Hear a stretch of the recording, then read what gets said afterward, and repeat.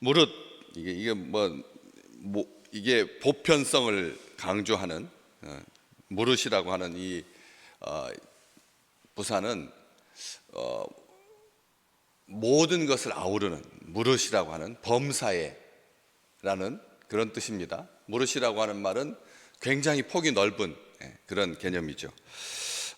이 원칙이죠. 이게 원칙입니다. 12절 말씀, 무릇 율법 없이 범죄한 자는 또한 율법 없이 망하고, 무릇 율법이 있고, 무릇을 두 번이나 12절에 무릇 계속 앞에다가, 문장 앞에다가 이걸 쓰고 있습니다. 이것은 다시 한번 주의도 상기시킬 뿐만 아니라 너희도 다 알다시피 이런 뜻이기도 하죠. 무릇 이렇게 계속 강조하고 있고, 율법 없이 범죄한 자는 또한 율법 없이 망하고, 무릇 율법이 있고 범죄한 자는 율법으로 말미암아 심판을 받으리라, 이렇게 기록하고 있습니다. 여기 율법 없이 범죄한 자, 율법이 있고 범죄한 자, 율법이 있고 없고는 문제가 되지 않는다.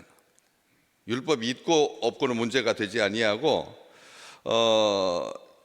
그리고 율법이 있든지 없든지 범죄한 자, 죄를 지은 사람은 상관없이 망하고 심판받는다. 이게 이제 요약한 거죠. 이렇게 설명이 가능한 겁니다. 우리가 생각할 때 율법이 없이, 법이 없이 범죄한 사람, 법이 정해져 있지 않은 범죄, 요즘 신종 무슨 그런 말잖아. 범죄가 나오잖아요. 신종 보이스피싱, 신종 마약, 신종 이렇게 새롭게 자꾸 개발되는 것처럼 보이는 그런 범죄 행위들, 이러한 것들이 법의 조항이 있지 않으면 심판을 받지 않는다. 그게 맹점인 거죠. 범죄하는 사람들이 그걸 노리고 법 조항을 요리조리 피해가니까 정말 사람들이 그 법에 대해서 신뢰하지 못하게 되는 거죠. 법에 대해서 신뢰하지 못합니다. 그래서 그 많은 국회의원들, 이 작은 나라에서 인구 규모에 비해서 이렇게 너무 좀 과하다 싶을 정도로 의원들 숫자를 반 정도 줄여도 그렇게 어려울 것 같지 않은데, 그 국회의원들이 보좌관들과 함께 해서 얼마나 많겠습니까? 거기다 또 고용하는 사람들, 전문가들, 이렇게 해가지고 1년 내내 법을 연구합니다. 모든 법을 다 다루니까 얼마나 많겠습니까? 정말 시간적으로 에너지적으로 소모되는 게 너무나 많은 거죠. 거기에 그냥 전심전력을 해도 다, 그래서 벌써 3년째 계류되어 있고 3년째, 4년째 이렇게 되어 있고, 반려견은 생명이냐 물건이냐, 그것마저도 아직 확정이 되지 않아가지고, 걔가 생명이냐 이게 물건이냐, 물건이라면 학대라고 하는 개념이 성립이 되느냐 안 되느냐, 이것 때문에 아직도 정리가 안 되는 겁니다. 그러니까 무슨 죄가 생길 때마다 그거 정하느라고, 근데 그게 즉각 정리가 되어가지고 이게 죄인지 아닌지, 이게 심판이 가능한 것이 아니라 계속 대기 중에 있는 겁니다. 아직도 국회에 계류 중입니다, 이 말을 우리는 후렴처럼 늘 듣습니다. 그렇기 때문에 이 12절 말씀 그리고 13절 말씀, 오늘 우리가 같이 보고 계시는데, 몰라서 라고 핑계댈 수가 있느냐? 율법 없이 범죄한 자, 몰라서, 또 알아서, 몰라서, 이게 심판과 멸망의 기준이 될 수가 있느냐? 아니라고 하는 것입니다. 뭐라고 합니까? 알지 못하는 것, 심신미약인 것, 술 취해서 어쩔 수 없었다, 협박에 못 이겼다, 순간적으로 내 의지가 아니었다, 상관없이 우발적으로 했다, 이러한 것에 대해서 많은 사람들이 감경사유, 형을 이렇게 감해 줄 수 있는 사유라고 모든 사람들이 그렇게 공감을 하면서도, 또 한쪽에서는 이게 주치가 술 취해가지고 범죄한 것은 어떻게 용서가 되느냐, 이러한 문제로 사람들이 굉장히 시끄러운 부분이 바로 이 부분인 거죠. 왜 사람들이 죄를 지을까요? 이유가 뭡니까? 왜 죄를 지읍니까? 죄의 원인이 뭡니까? 죄의 원인 얼마나 많이 분석했겠습니까? 사람들이 그걸 분석해 놨습니다. 심리적 원인이냐, 아니면 가정 환경이냐, 아니면 사회적 환경이냐. 심리적 원인이냐, 환경적, 그러니까 내적 요인이냐, 외적 요인이냐, 이렇게 말을 하는 건데, 심리적으로 좌절하고 분노하고 낮은 자존감으로 성장하게 되면 사람들이 범죄자가 된다는 거죠.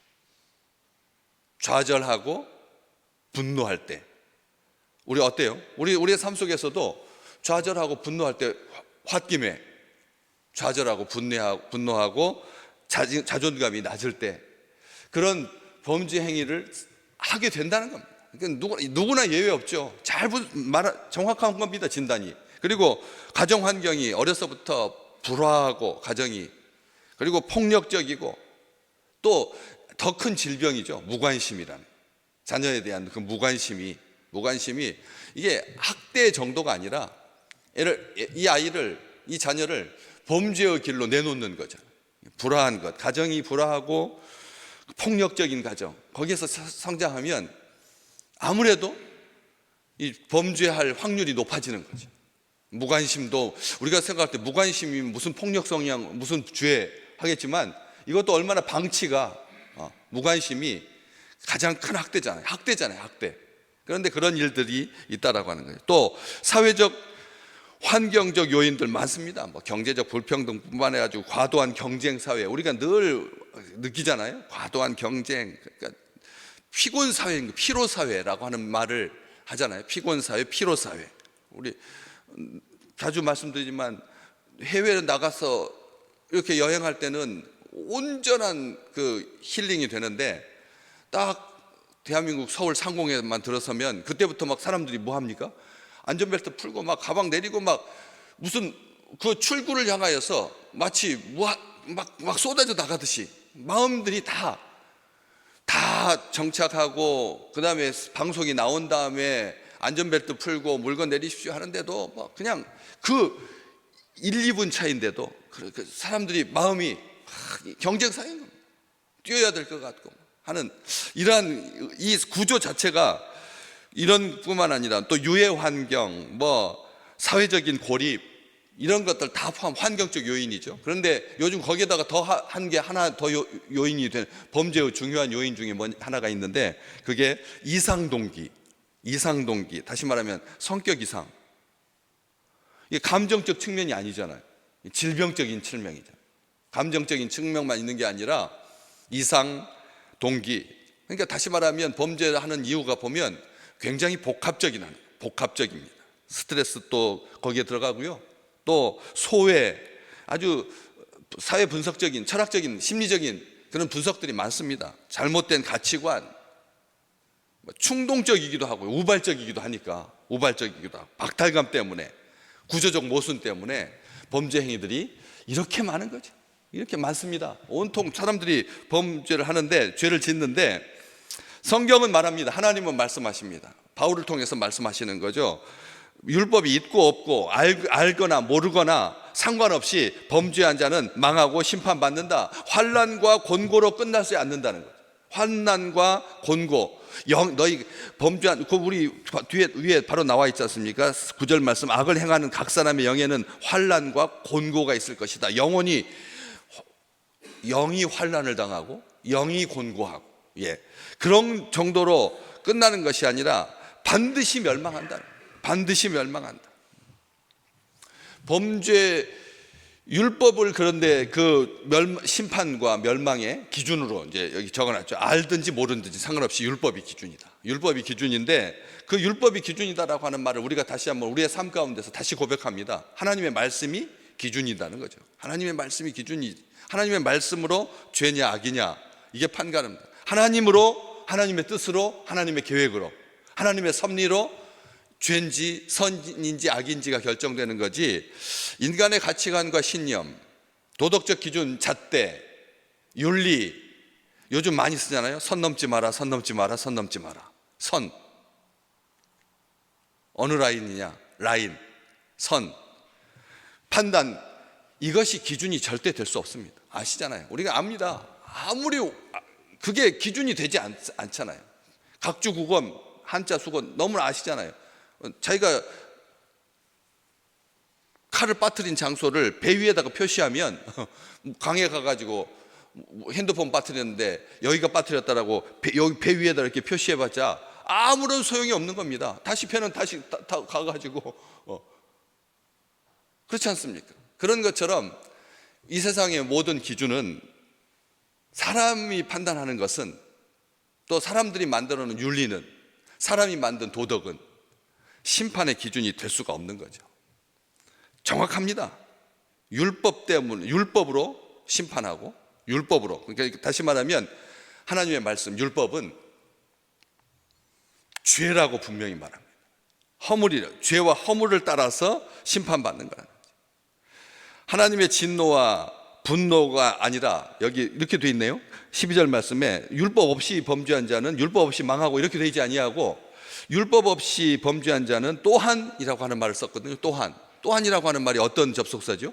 또한이라고 하는 말이 더하여, 더하여, 거기에다 더하여 망한다.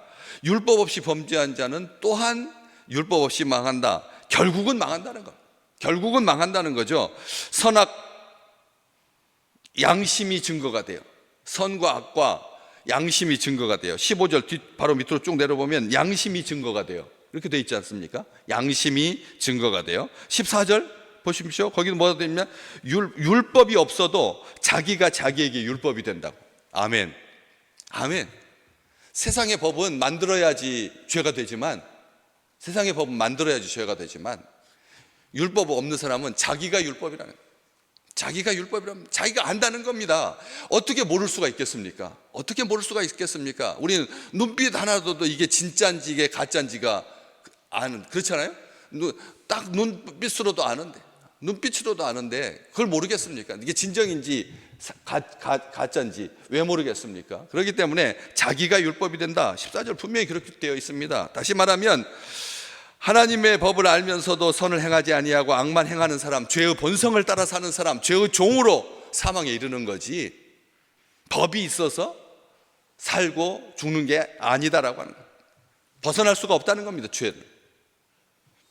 죄 없이 다 망한다는 겁니다. 율법은 그걸 깨달으라고 하나님께서 우리에게 주신 거죠. 율법을 행해서 의로울 수 있다면 십자가는 필요 없습니다. 아시잖아요.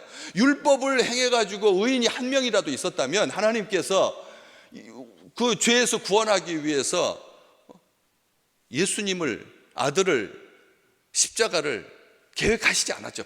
그럼 말이 안 되는 거잖아요. 율법을 통해서 의로울 수가 있다면, 율법을 행해서 의로울 수 있다. 그러니까 그건 못한다. 이게 믿음의 백성들입니다. 오늘 우리가 이 자리에 나와서 하나님 앞에 기도하고 하나님 앞에 감사하고 하루를 살고 하루를 힘있게 주의 말씀에 의지해서 기도할 수 있는 것은 바로 그 율법이 우리를 구원하기 때문이 아니라, 율법이 우리를 의롭게 할 수 있기 때문이 아니다라고 하는 것을 믿는 사람들이 주의 백성이라는 거예요. 이게 하나님의 자녀라고 하는 것이죠. 율법은 죄를 이길 수 없습니다. 절대. 율법은 죄를 깨달으라고 우리에게 주셨습니다. 율법은 아무도 우리를 완전하게 못합니다. 아무도 완전하지 못하게 합니다. 율법적 행위가 자신을 속이기도 합니다. 율법적 행위가 자기를 속이기도. 바리새인들은 부추, 양파, 깻잎, 소득의 11조에 더하여서 자기가 먹는 것에까지 다 계산했지만 그것은 자기 의로 변질되어서 회당 어귀에서 서서 사람들한테 자기를 과시하는 수단이 되었지 결코 자기의 의가 되지 못했잖아요. 자기를 구원하지 못했습니다. 우리 주님께서 말씀하셨습니다. 그것은 절대 너희를 못 구원한다. 어떻게 선한 행위를 가지고 구원받은 사람이 성경책에 기록된 사람이 있느냐? 세상 속에 하나님 모르고 그렇게 구원받은 사람이 있느냐? 율법을 행함으로 하나님께 의롭다함을 얻을 수 있다. 13절에 이렇게 되어 있어요. 하나님 앞에서 율법을 듣는 자가 의인이 아니라 오직 율법을 행하는 자라야 의롭다라고 하는데, 행해서 의로운 사람은 없습니다. 행해서 의로울 수가 없는 겁니다. 하나님이 의롭다고 인정해 주시는 거지. 하나님이 의롭다고 인정해 주시는 거지. 노아와 다니엘과 욥 의롭다. 예수님의 아버지, 육신의 아버지 요셉 의로운 자다. 시므온, 안나 의로운 사람이다. 그런 고넬료 의로운 자다. 라고 하는 것은 하나님께서 그렇게 인정을 해주시는 거지, 율법을 지켜서 의롭게 된 게 아니라는 거예요. 율법을 지켜서 의롭게 된 것이 아닙니다. 고넬료는 이방인이었는데요, 이방인이었기 때문에. 그렇기 때문에 율법적 행위로 의롭게 될 수가 없다. 율법적 행위로 죄를 덮을 수는 없다는 것이죠. 오직 우리는 사모합니다. 하나님의 긍휼과 은혜만을. 하나님의 긍휼과 은혜만을 사모합니다. 오늘 또 우리에게 베풀어 주실 하나님의 선하심을 기대합니다. 하나님의 긍휼과 자비가 우리를 의롭다고 인정해 주는 거죠. 보혈로 우리를 씻겨 주시고 하얀 세마포로 우리를 입혀 주셨기 때문에 우리가 하루하루 하나님 앞에 감격하며 기쁨으로 감사하며 사는 것이지, 율법을 지키고자 한다면 613개 그 정확하게 율법 조항 하지 말라, 대부분 하라, 하지 말라 가지고 365가지고 나머지는 하라고 하는 건데 613가지를 어떻게 피해갈 수가 있겠습니까? 만약 그게 의에 이르는 길이라면 율법은 우리를 속일 수밖에 없습니다. 율법을 완성케 하기 위해서 예수 그리스도께서 우리 가운데 오신 이 대림절 두 번째 주간 다시 한번 예수 그리스도의 의로 옷 입고 해같이 빛나는 아름다운 생애가 되시기를 주의 이름으로 축복합니다. 해같이 빛나는 맑고 깨끗한 옷으로 우리의 죄는 다 감춰주시고 우리를 기뻐하시는 그 예수 그리스도만이 우리의 생명이고 우리의 구원이고 우리의 영생이라고 하는 것을 우리의 삶 가운데서 오늘 또 더욱 선명하게 하나님 앞에 고백하고 그 길로 행하는 오늘 좋은 날 되시기를 주의 이름으로 축복합니다.